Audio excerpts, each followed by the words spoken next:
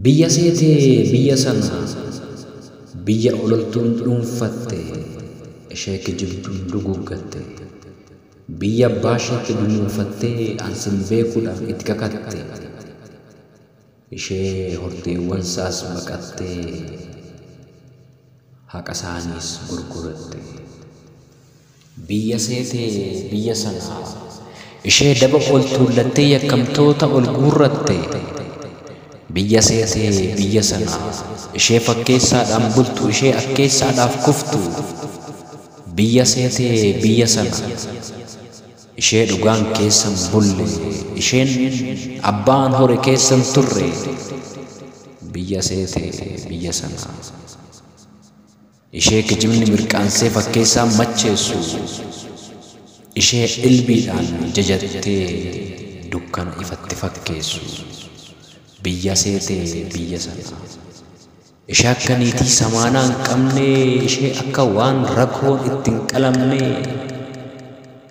kajeeltu sanaa qorreen isheetti harreeddu lamaan bulleen. Biyya seetee biyya sana biyya mortuuf goomattuun keessa isheetti garmaamtu biyya hattuuf abaaramtuun dabareen itti wal waamtu. Biyya seetee biyya sana biyya gocha hamaa dharraatu biyya immoo boqonnaa malee rarraatu. Biyya dhudhaatu dhiiga nagaa ishee immoo nyaattu foonum namaa. Biyya seetee biyya sana biyya hantuuta nyaatanii biyya abjuun maraatanii biyya keessatti jooranii biyya keessatti boohanii. Biyya seetee biyya sana biyya irratti dhaanamanii biyya irratti saamamanii. Biyya seetee biyya sana garraamii koo yaa namana.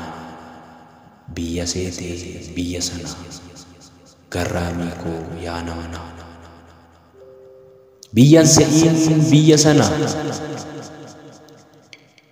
yoo hin se'iin akka kana yookaan dhiigi garaa kee ammuma kutadhu yoo si raffise amaanaan yookaan immoo diigii ijaarradhu yoo kutatte kaa kee garaan